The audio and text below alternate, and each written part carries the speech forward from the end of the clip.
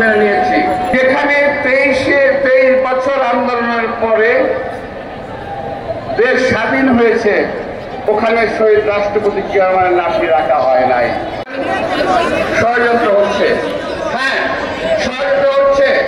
কেউ 11-এর পর ধরে শুনতে পাচ্ছেন, কেউ আবার গতকালের বক্তব্যকে অপোজ করেছেন। ভাই আমরা যদি বলি একটি কথা, আমি 2 মিনিট সময় নেব, আর সেটা হলো এই, কালকে ঘোষণাপত্র ঘোষণা হয়েছে,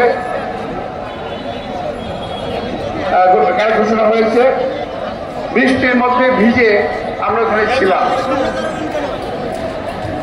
যদিও আমার দলের পক্ষ থেকে, আমাদের নেতার পক্ষ থেকে, সকলের পক্ষ থেকেই এই কালকে ঘোষণাপত্রকে স্বাগত জানিয়ে বক্তব্য রাখা হয়েছে। আমিও স্বাগত জানাই, ধন্যবাদ জানাই। শুধু একটু কথা বলতে চাই যে এখানে একটু কার্পণ্য হয়েছে। এই কথা আমার মনের কথা বলছি, আমার কথা।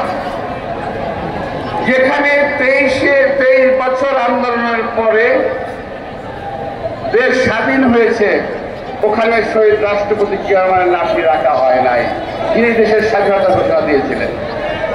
7ই নভেম্বরের ঘোষণায়, 7ই নভেম্বরের যে বিপ্লব ডিমান্ড করে জিয়া রহমানের নাম, সেখানে সেটা আসে নাই। তারপর বাকশালের পেট থেকে যে গণতন্ত্রকে বের করে নিয়েছিলেন, সেখানে শহীদ রাষ্ট্রপতি জিয়া রহমানের নাম আসে নাই। বহুদলীয় গণতন্ত্র কায়েম করেছেন দেশনেত্রী বেগম খালেদা জিয়া, তার নামটি আসে নাই। এটা আমাকে অত্যন্ত পীড়া দিয়েছে বলে আজকে আমি জনগণের সামনে তুলে ধরলাম। আমাকে ক্ষমা করবেন আমার নেতৃবৃন্দ, আমার ভাইয়েরা। আমি তারপরেও সকল দুঃখ স্বীকার করে নিয়ে, সকল ভুল ভ্রান্তি স্বীকার করে নিয়ে গতকালের ঘোষণাকে আমি স্বাগত জানাচ্ছি। আবারও বৃহত্তর গণতন্ত্রের স্বার্থে, জাতিকে ঐক্যবদ্ধ রাখার স্বার্থে, আগামী দিনে এই দেশে একটি সুষ্ঠু ভোটের স্বার্থে আমরা সকল কিছু মেনে নিয়েছি।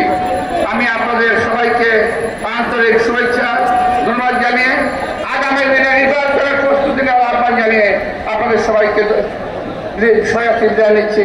খোদা হাফেজ, বাংলাদেশ জিন্দাবাদ। আসসালামু আলাইকুম।